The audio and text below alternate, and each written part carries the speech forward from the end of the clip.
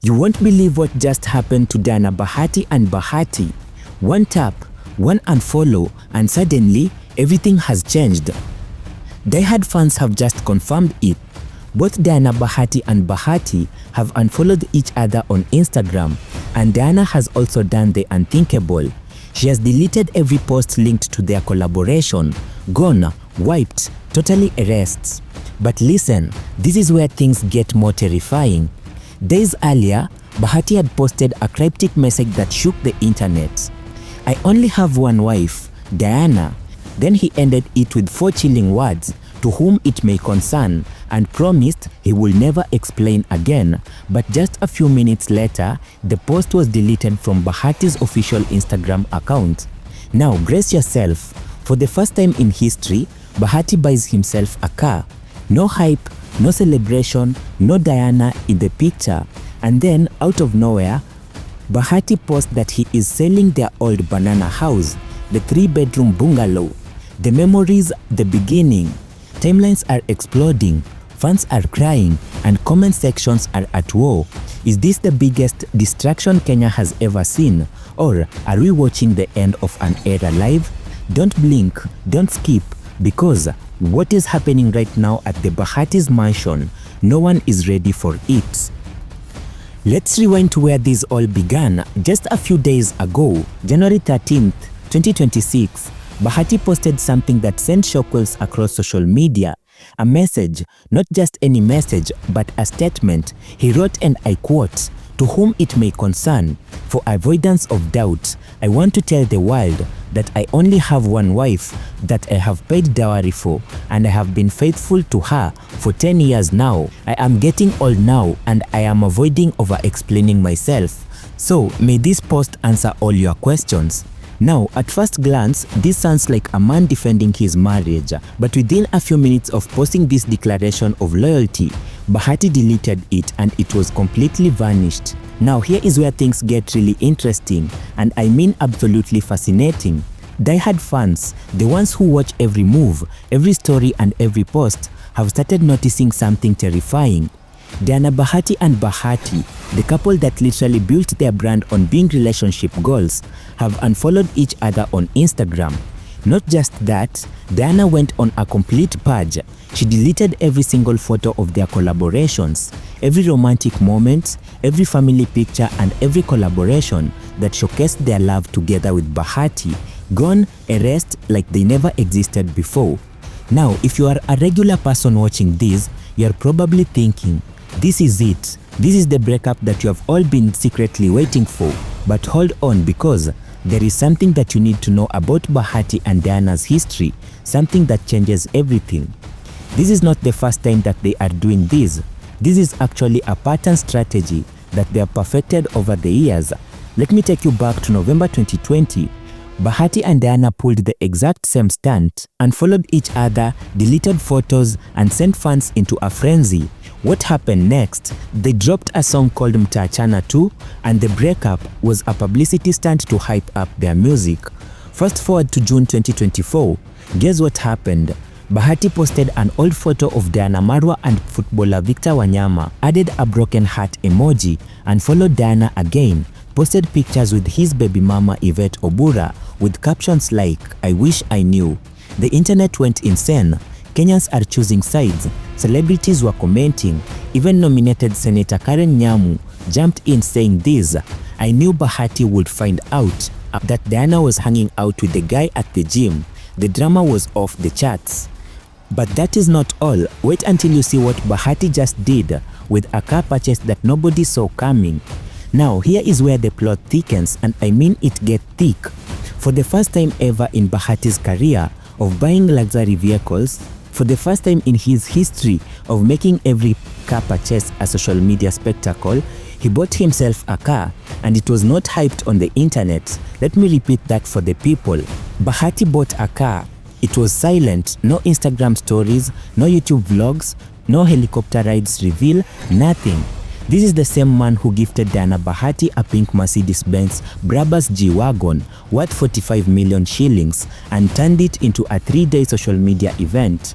This is the same person who documented every single luxury car purchase with professional photo shoots, emotional speeches and viral moments. But suddenly, he buys himself a car and it crickets. Does that not strike you as extremely suspicious? So why the sudden silence? Why the departure from the usual formula? Some fans are speculating that maybe, just maybe, the money is running out. Maybe the luxury lifestyle they have been portraying is starting to crack. Maybe the cars, the house, the extravagant gifts, maybe it was all smoke and mirrors. But before you jump to conclusions, here is something else that you need to know. The Bahatis have listed their former house in Banana for sale. The 3-bedroom bungalow in Banana, Kiambu County. The house they lived in before moving to their current mansion. The house that represented their humble beginnings, their journey from their struggle to success. Now, selling a property isn't inherently suspicious, right? People sell houses all the time, but here is what makes this different. The Bahatis moved into their current luxurious mansion in March of 2022 after living in Banana for years. That Banana house was more than just a property. It was symbolic.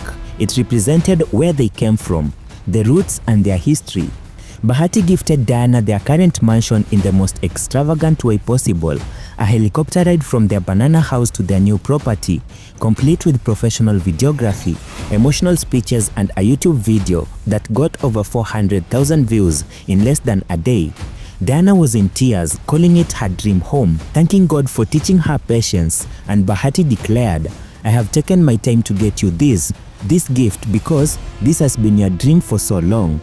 This is your gift. You can be proud of it and be proud that you own it." But now, let's talk about the elephant in the room. The pattern that everyone sees but nobody wants to acknowledge. Bahati and Diana Marua have turned clout chasing into an art form. They have perfected the formula. Create controversy, let it simmer, watch it explode, then reveal it was all marketing. Let me take you through their greatest hits. In December of 2024, Diana unfollowed Bahati, deleted their pictures together and posted a photo of a black rose with the caption, "Sometimes you have to unfollow people in real life. God bless my next chapter." Fans were devastated. Relationship goals were crumbling. Everyone was waiting for her to reveal what went wrong, and she promised to tell her side of the story at 10 a.m. the next day. Thousands of people were waiting, refreshing their screens, and what did she reveal? A poster for their new song collaboration, Mtaachana Tu. Then came the June 2024, the Victor Wanyama saga. The couple had unfollowed each other, deleted photos, and the entire nation was convinced that it was over. At the launch event of their Netflix show, comedian Eddie Butita roasted them in front of the Deputy President Rigathi Gachagua by then and said, "Clout means waking up today and saying you've broken up with your wife, and then on Friday you release a new song. Clout is waking up today and saying something to trend, then tomorrow you release something new." The audience laughed because everyone knew that this was true. So here we are now in January of 2026, watching the same pattern unfold again. The cryptic message, the Instagram unfollowing, the photos deletions, the mysterious property listing, the quiet car purchase, it all fits in the formula. But here is where it gets even complicated. There is something different about this time, something that doesn't quite fit the usual pattern, and it's making fans genuinely worried. First, to whom it may concern. The post was different. Bahati has never been this defensive. Second, Diana's response. Nothing about this post answers anything. In previous breakups, Diana played along. She posted cryptic messages, she hinted at drama, she participated in the narrative. But this time, her response felt like genuine frustration, like she was tired of the games, tired of the explanations, and tired of defending something that maybe didn't deserve defending. Third, the timing. Usually, when Bahati and Diana pull these stunts, there is an obvious project coming, a song release, a show premiere, an album drop. But right now, at this very moment, there is no announced project, no teaser, no trailer, no hints. So, what are they promoting? What is the end game? In previous dramas, they have never touched their assets. They have never sold property, never liquidated anything. The drama was always contained to social media, but putting the banana house up for sale, that is a real-world action with real-world consequences. You don't list property as a publicity stunt. That costs money, involves lawyers, creates legal obligations. And finally, the quiet car purchase. Bahati's entire brand is all built on spectacle. Diana once said, "I have several cars in my compound, houses and properties under my name, and above all, a man who still wants to give me more, a man who never tries to show me and the world how much he appreciates me." Showing off is their language. Silence is completely out of character. So, what is really going on? Are we witnessing the real end of an era? Or is this the most elaborate, most sophisticated clout-chasing operation that they have ever attempted?